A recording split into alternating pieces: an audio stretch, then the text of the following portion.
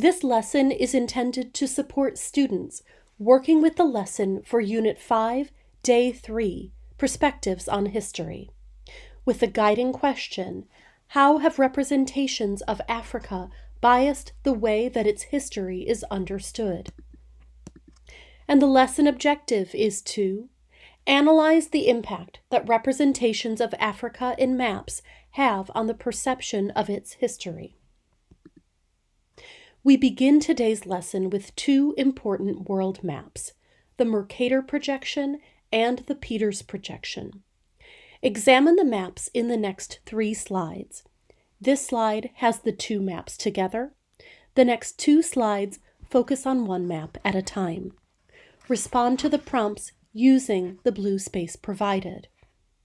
What similarities and differences do you notice when you look at the two maps side by side? Examine the Mercator projection. Then respond to the following prompts in the blue spaces provided. What does the map emphasize? What does it de-emphasize? What messages about different regions of the world does each map communicate? What messages about the Americas and about Africa does the map communicate?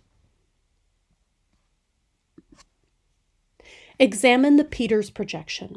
Then respond to the following prompts in the blue spaces provided.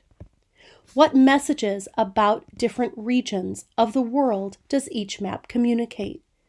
What messages about the Americas and about Africa does the map communicate? What does the map emphasize? What does it de-emphasize? You may wish to pause this video here to complete filling in your thoughts in the blue spaces provided.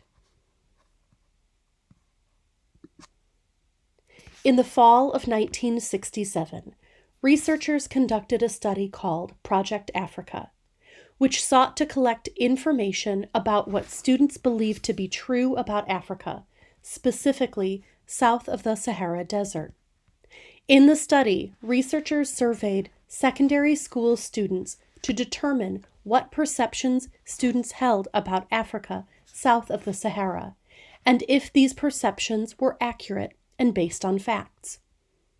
Before we discuss what the researchers found from their survey, discuss the following prompts with your small groups. What do you think the researchers discovered in their surveys of high school students' perceptions of sub-Saharan Africa?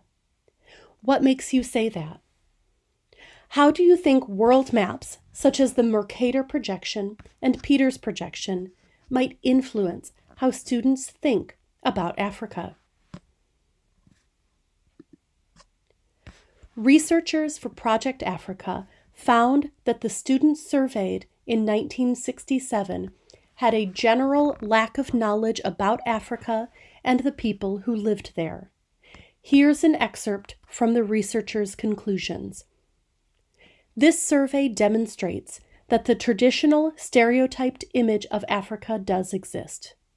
It suggests that it is precisely this image to which students react when terms such as Africa or African arise in their daily lives.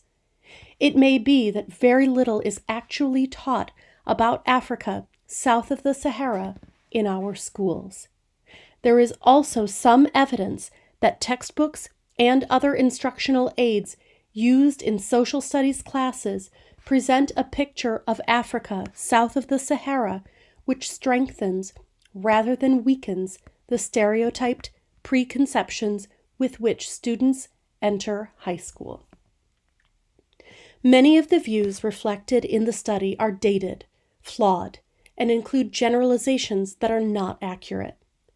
The survey also included insensitive commentaries about the people who lived in the continent of Africa. The report does provide us with insights about the depth, severity, and sources of misconceptions about Africa.